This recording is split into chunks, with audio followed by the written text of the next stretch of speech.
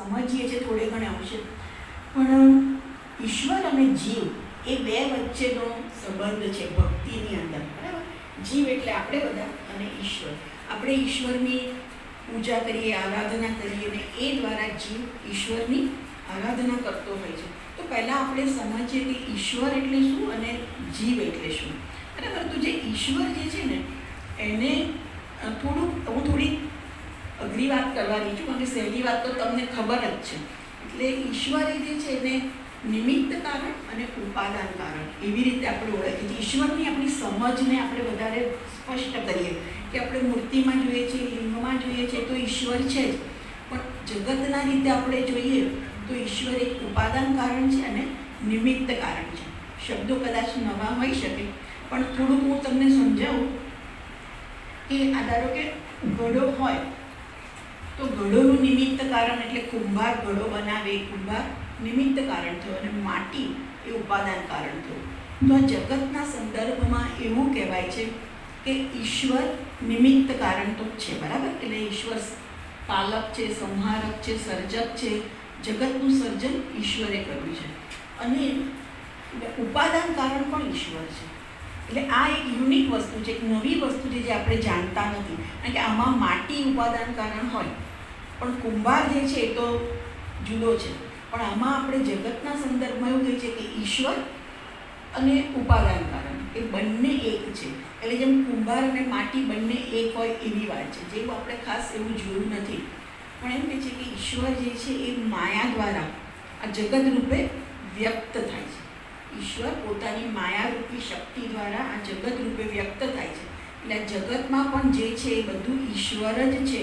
આ હિન્દુ ધર્મની માન્યતા છે કે ઈશ્વર ખાલી દૂર બેઠો છે એવું નથી, પણ આ જગત રૂપે પણ ઈશ્વર છે. એટલે આપણે બધા ઈશ્વરના અંશ કહો કે ઈશ્વર જ છે. અને એટલે જ આપણા હિન્દુ ધર્મની અંદર બધી વસ્તુની આપણે પૂજા કરીએ છીએ. સ્વામીજી કહે જગતમાં શું છે કે ઈશ્વર જ છે, બીજું કંઈ છે જ નહીં.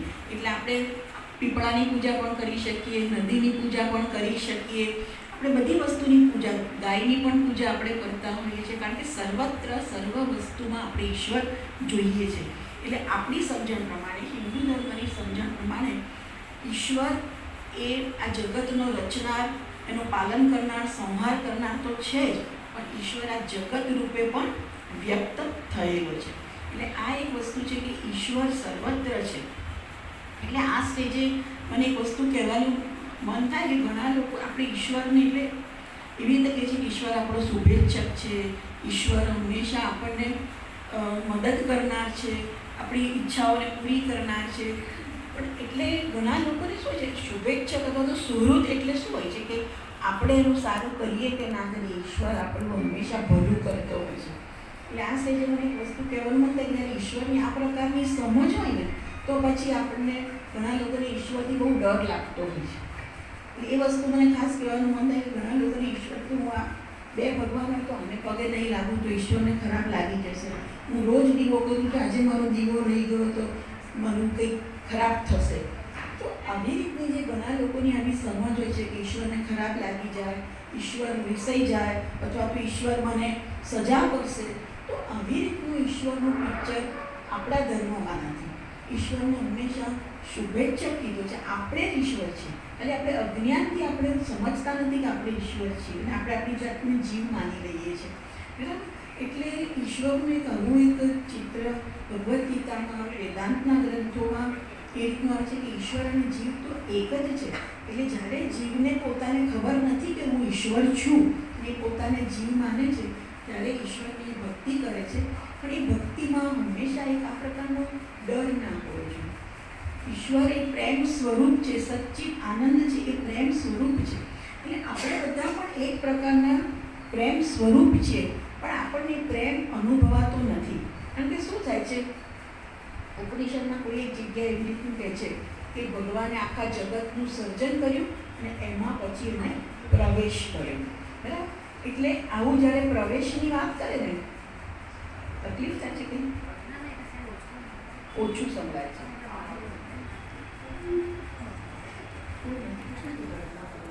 તો ઘડો આકાશની અંદર જ છે, બરાબર.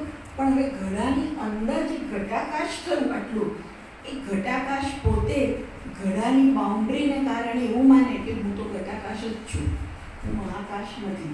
એટલે એ ઘડાની અંદર રહેલા ઘટાકાશને એવું લાગે છે કે હું આટલું જ છું, હું આટલું સીમિત છું. એવી રીતે જ્યારે ભગવાને બધા પ્રાણીઓની રચના કરી આપણા મનુષ્ય સાથે અને ઈશ્વરે એમાં પ્રવેશ કર્યો, પણ જે અંદર જે પ્રવેશ કર્યો એ પછી એવું માનવા માંડ્યું કે હું તો આ દેહ જેટલો જ છું અને દેહની મર્યાદા એ મારી મર્યાદા છે. એટલે એ જે ઉત્પન્ન થયો એ જીવ અને જે સંહારક છે, સર્જક છે, એ છે ઈશ્વર. બરાબર? તો હવે જીવ પોતાની જાતને મર્યાદિત માને છે અને પોતાને મુક્ત કરવા માટે, મુક્ત થવા માટે કે મોક્ષની પ્રાપ્તિ માટે જે પ્રયત્ન કરે છે એ ભક્તિ. બરાબર? એ ભક્તિ એટલે શું? તો ઈશ્વરની પ્રાપ્તિ માટે, ઈશ્વરના જ્ઞાન માટે આપણે જે પ્રયત્ન કરીએ છીએ એને ભક્તિ કહીએ છીએ. પછી ભક્તિ આપણે સેવાના રૂપે કરીએ, ધ્યાન રૂપે કરીએ, ભગવાનનું જ્ઞાન પ્રાપ્ત કરવા માટે કરીએ. પણ જીવ ઈશ્વર બનવા માટે જે પ્રયત્ન કરે છે એને ભક્તિ કહે છે. અને જેમ જેમ ભક્તિનો વિકાસ થતો જાય એમ આપણે ઈશ્વર સાથેનું અંતર ઓછું ને ઓછું થતું જાય. અત્યાર સુધીમાં ખ્યાલ આવ્યો કે કોઈને આ ઘટાકાશ મહાકાશ શબ્દો બહુ મોટા લાગે છે? ક્લિયર છે બધા? એ પ્રશ્નો તો પૂછી શકાય એની અંદર.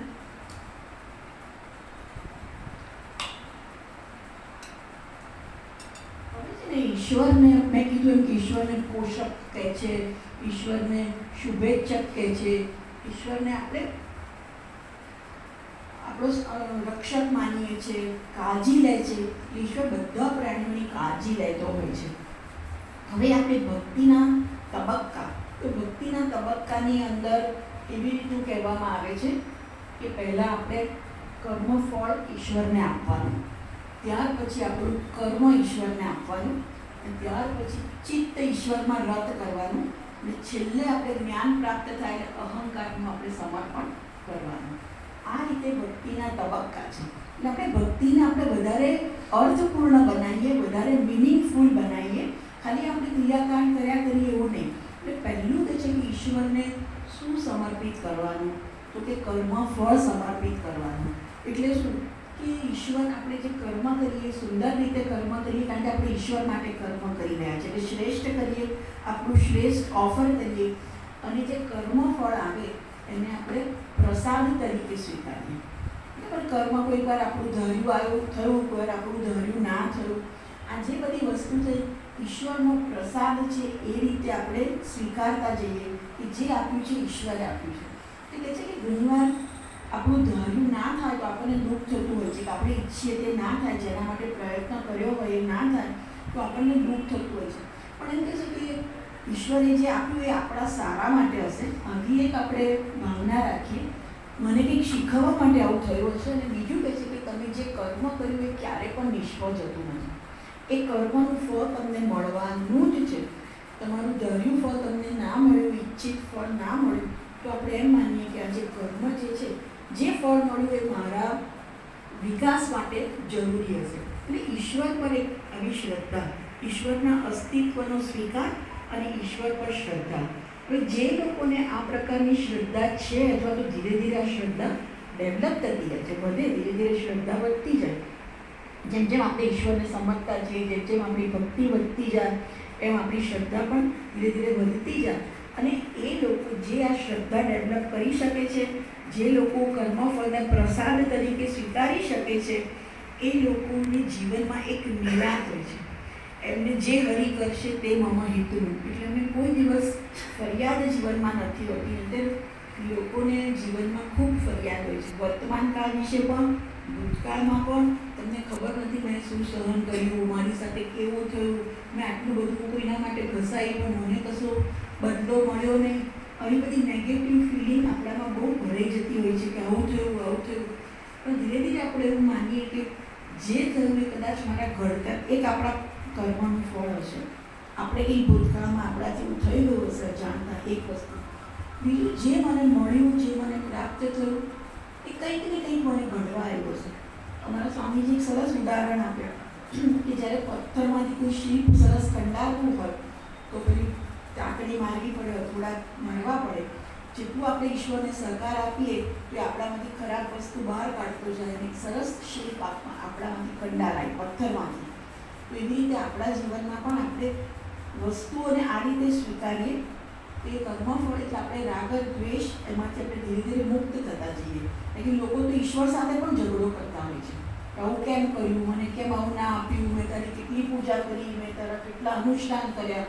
પણ ના, તમે જે કર્યું છે સારી ભાવનાથી કર્યું છે કે એ નકામું ક્યારે પણ નથી જવાનું. જે કર્યું એનું ફળ ચોક્કસથી મળવાનું છે.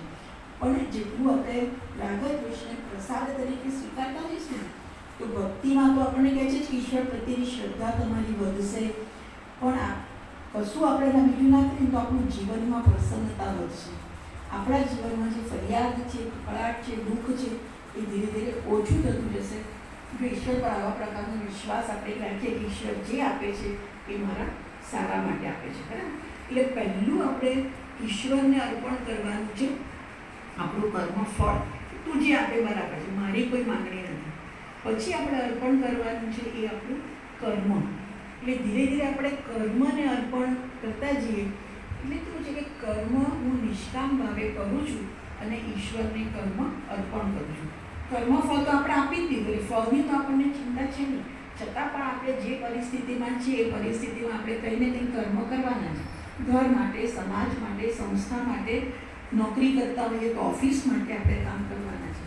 તો જેટલું બને એટલું આપણે કર્મને નિષ્કામ કરતા જઈએ. મારે કંઈ આ કર્મમાંથી કંઈ જોઈતું નથી. એટલે એમ કહે છે કે હું કંઈ લાભ મળે એના માટે કર્મ નથી કરતી, પ્રશંસા મળે એના માટે હું કર્મ નથી કરતી, આ કર્મ દ્વારા મારી વાહ થાય એના માટે હું કર્મ નથી કરતી.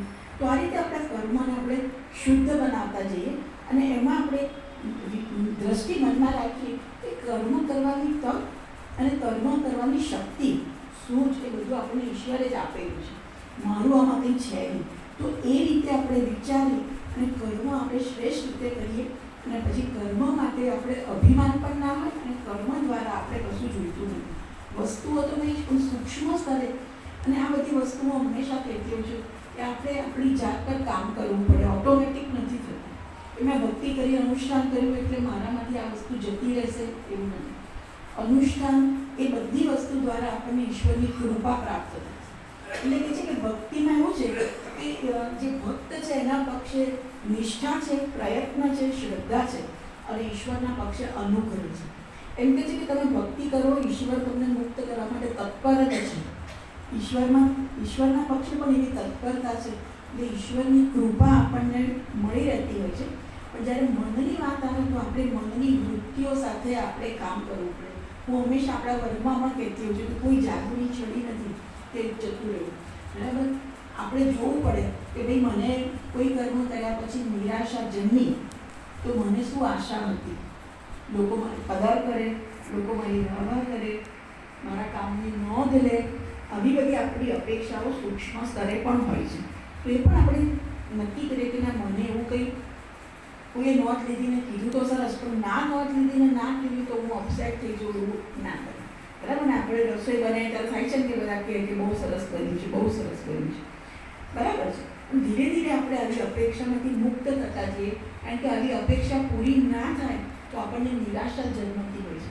એટલે આપણે એક ધ્યેય રાખીએ કે મારી પ્રસન્નતા જળવાઈ રહે, મારી પ્રસન્નતા આ બધી વસ્તુઓથી અસર ના પામે. એટલે પહેલાં આપણે ભક્તિમાં આપણે કર્મફળ, ભક્તિ હોય તો જ, ઈશ્વર માટે પ્રેમ હોય તો આપણે કર્મફળ જવા દઈએ. ઈશ્વરે જે આપ્યું, જે હરિ કરશે તે મમ હિતનું, એટલે ઈશ્વર તો બેઝમાં છે જ, ત્યારે કર્મફળની આશા નથી રાખતા. પછી આપણે કર્મ છોડીએ છીએ. એ કર્મ હું જે કરું છું એ શક્તિ પણ ઈશ્વરે મને આપી છે, સૂઝ પણ ઈશ્વરે આપી છે અને તક પણ ઈશ્વરે આપી છે. તો એ કર્મની પણ મને કોઈ અપેક્ષા નથી. આ રીતનું આપણે ઈશ્વરનું અનુસંધાન કરતા જઈએ આપણા આ કર્મ દ્વારા અને મનમાંથી આપણે આવી બધી અપેક્ષાઓ આપણે છોડતા જઈએ. ત્યાર પછી ઈશ્વર સાથેનું ધ્યાન એ ત્રીજું આવે છે. એટલે ઈશ્વર સાથેનું સતત અનુસંધાન. ઈશ્વર સાથે આપણા મનને બહાર ફરવાની બહુ જ ટેવ હોય છે, બરાબર. જેને જે લોકો જપ કરે છે એમને ખબર છે કે કાં તો મન શાંત પડે એટલે ઊંઘ આવી જાય, એક ઊંઘ આવી જતી હોય છે, બરાબર. ઝોકું આવી જાય, આપણી માળા હાથમાંથી પડી જાય. અમારા સ્વામીજી જ્યારે શિબિરમાં મેડિટેશન કરાવે ને તો લોકોના નસકોરા બોલવા માંગે. એટલે ઘણીવાર અમુક લોકો સ્વામીજીને કહે કે ભાઈ ફલાણા ભાઈ બહુ મસ્કોરા બોલાવે છે. સ્વામીજી કહે કે નિરાતે ઊંઘે છે ને તો એને નિરાતે ઊંઘાડવાનું ફળ આપણને મળશે. એટલે એ રીતનું છે કે આપણા મનને શું કહે છે, સતત આપણે કંઈ કર્યા કરીએ એટલે જ્યારે મન શાંત પડે ને ત્યારે ઊંઘ આવી જાય, અથવા તો મન ભમ્યા કરે તો બીજે જતું. એટલે આ બધા વચ્ચે આપણે ધીરે ધીરે આપણા મનને ટ્રેન કરી, થોડી મનને ટ્રેન કરીને ઈશ્વરમાં લગાડવાનું છે. એટલે એના માટે આપણે થોડું વૈરાગ્ય જોઈએ, આપણી ઇન્દ્રિય પર કંટ્રોલ જોઈએ. એમાં થાય ને આમ નિરાતે બેસીને જપ કરતા હોય તો ચાલો એક કપ ચા પીએ, આપણા મનમાં આવી ઈચ્છા થાય ચાલો એક કપ ચા પીએ. કામ તો એવું થાય કહો પહેલાંને પૂરું કરવાનું રહી ગયો અને આ કરવાનું રહી ગયું, બધું પેન્ડિંગ કામો આપણને યાદ આવવા મળે. એટલે આપણે મનને ધીરે ધીરે શાંત પડવાની અને ઈશ્વરમાં જોડવાની એ આપણે કેપેસિટી આપણે ડેવલપ કરવાની છે. એ તો મન ભાગ કર્યા કરે, એક પછી બીજું કામ, બીજા પછી ત્રીજું કામ. એટલે એ એક વસ્તુ હોય. અને બીજું મેં કીધું કે મનની ચંચળતા હોય અથવા તો પછી મન ઊંઘમાં સરી પડે, તમસમાં સરી પડે. આ બધાની વચ્ચે આપણે આપણા ઇન્દ્રિયો પર સંયમ લાવી અને ધીરે ધીરે આપણા મનને ઈશ્વરમાં જોડવાનું છે. જેટલું મન આપણું ઈશ્વરમાં રત રહેશે એ આપણી ભક્તિમાં આપણે આગળ વધ્યા છે એવું આપણે કહી શકાય. ઈશ્વરની પ્રાપ્તિમાં આપણે આગળ વધ્યા છે આ રીતનું કહી શકાય. અને આ પ્રકારના મનની અને આ પ્રકારની વ્યક્તિની ગીતામાં ઠેર ઠેર પ્રસન્નતા કરી છે, પ્રશંસા કરી છે કૃષ્ણ ભગવાને, કે જે મને ભજે છે આ રીતે, કે સતત મારું ધ્યાન કરે છે, મને પ્રિય છે, એને હું ભક્તિ આપું છું, એને હું બુદ્ધિયોગ આપું છું. આવી રીતે ઘણા બધા શ્લોકોમાં ભગવાન વચ્ચે વચ્ચે ટાંકતા જ હોય છે કે જે સતત મારામાં જ રત છે, જે મારું જ ભજન કરે છે.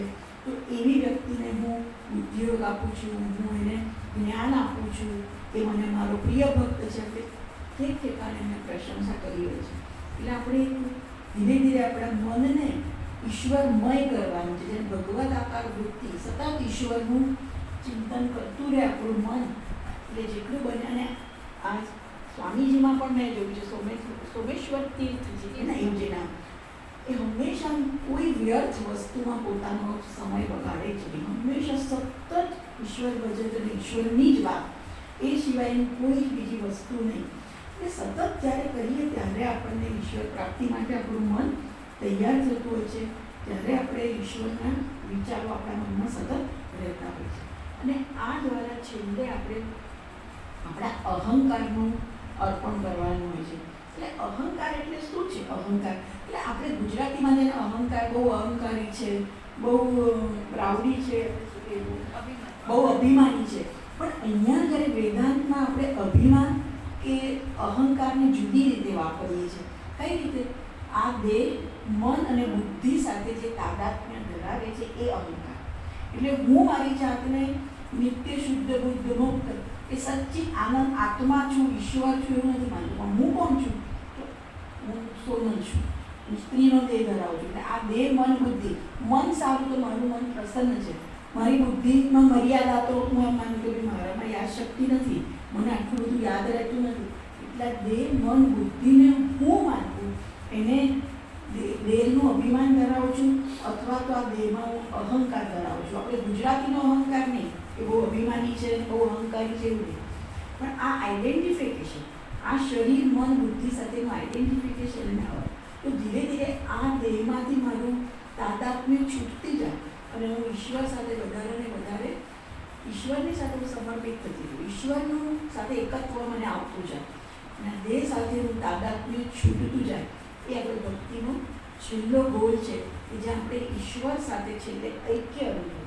એટલે ભક્તિ એટલે આવી રીતે ધીરે ધીરે આપણે પ્રોગ્રેસ કરવાનો છે અને ધીરે ધીરે હું જ ઈશ્વર છું, શિવોહમ શિવોહમ, બરાબર? હું જ શિવ છું, હું જ સચ્ચિદાનંદ આત્મા છું. એ રીતે કહે છે કે હંમેશા દરિયાનું પાણી હોય કે એક ટીપું આપણા ઘરનું પાણી હોય, તત્વ તો બંનેનું સરખું છે, H2O, બરાબર? એવી રીતે ઈશ્વર હોય કે આ દેહમાં રહેલા આપણે હોઈએ, સાત તત્વ પરમાર્થ તો બધા સેમ છે. એટલે ભક્તિ દ્વારા આપણે ધીરે ધીરે ઈશ્વરનું નજીકને નજીક જવાનું છે. અને બીજું છે ને એક સરસ વસ્તુ એ કહે છે કે જ્યારે આપણે કીધું ને કે કર્મફળ આપણે ઈશ્વરને અર્પણ કરીએ છીએ, બરાબર? કે આપણે એને તો એમાં ઘણીવાર એવું કહે છે કે આપણે જ્યારે કર્મફળની મને અપેક્ષા નથી, છતાં પણ ધારો કે લોકો એમ કે ભાઈ અમને તો બરાબર કામ ના કર્યું, એમને કામ કર્યું, એમાં જો આવું કર્યું, એમાં થોડો પક્ષપાત કર્યો, તો આપણે ગમે તેટલું ઈચ્છીએ પણ જો આપણે સાધક છીએ, સાધનાના પથ ઉપર છે, તો આવી નેગેટિવ કોમેન્ટોથી ઘણીવાર આપણું મન દુઃખી થઈ જતું હોય છે. ભલે આપણે કર્મયોગ અપનાવ્યો છે અને કર્મયોગ પ્રમાણે આપણે બધું પોઝિટિવ નેગેટિવ બધું સ્વીકારવાના છે, પણ ઘણીવાર જગત તરફથી આવતા આવા પ્રતિભાવો આપણને અપસેટ કરી જતા હોય છે. તો એ વખતે એમ કહે છે કે શું આપણને સારું, ઈશ્વરની ભક્તિ માટે પૂજા. પૂજા તમે કરો તો પૂજામાં તમે જ છો અને ભગવાન છે. તો પૂજા વખતે સતત તમારું મન પૂજાની અંદર રહે છે.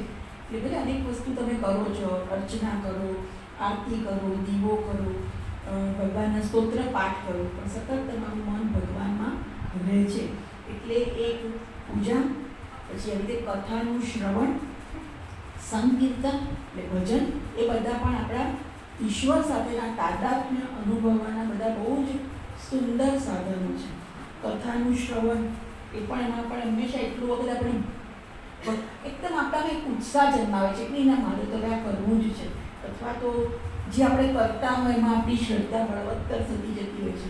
એટલે કથા એટલે જ્યારે આપણે કર્મ કરવાનું કે પણ કર્મયોગમાં જગતના પ્રતિભાવથી આપણે ઘણીવાર અસર પામતા હોઈએ છીએ. તો પૂજા છે, કથાનું શ્રવણ છે, પછી આવા સત્સંગના જે આપણા પ્રસંગો હોય છે એ, સંકીર્તન, એ બધું પણ આપણી ભક્તિમાં ખૂબ વધારો કરે છે. ઈશ્વરનો અનુગ્રહ પ્રાપ્ત કરવામાં આપણને બહુ જ મદદરૂપ થાય છે એ બધી વસ્તુ. અને આ જે પાઠ એવો છે કે ઈશ્વરના અનુગ્રહ વગર આપણે કરી શકતા નથી હોતા.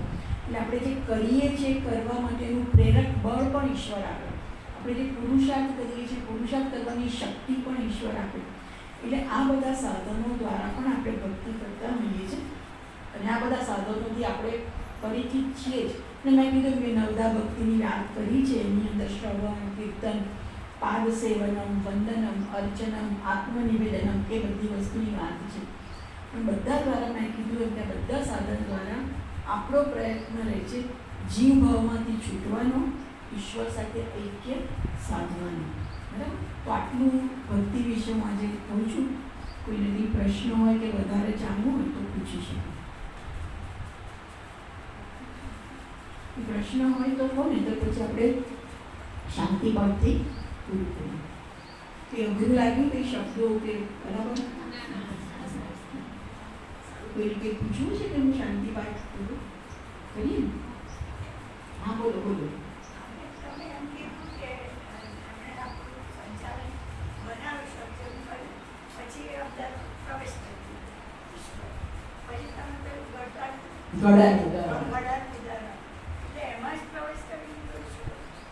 ઈશ્વરે દરેક ઉપાધિમાં પ્રવેશ કર્યો.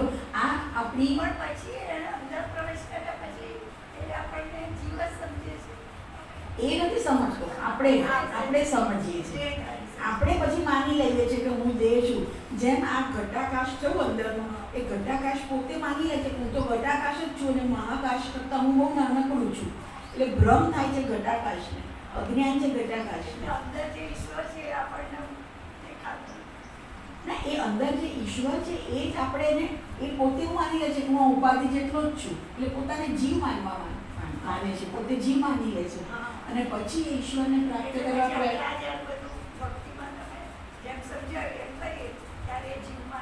છેલ્લે આપણે જ્ઞાનરૂપી સાધના, જે આપણે ઈશ્વરનું જ્ઞાન પ્રાપ્ત કરીએ છીએ ને, એ માટે ઉપનિષદ છે, ભગવદ્ ગીતા છે, જે આપણને આ જ્ઞાન આપે છે. બરાબર છે? શાંતિ પાઠ કરું છું. ઓમ પૂર્ણમદઃ પૂર્ણમિદં પૂર્ણાત પૂર્ણમુદચ્યતે પૂર્ણસ્ય પૂર્ણમાદાય પૂર્ણમેવાવશિષ્યતે. ઓમ શાંતિ શાંતિ શાંતિ.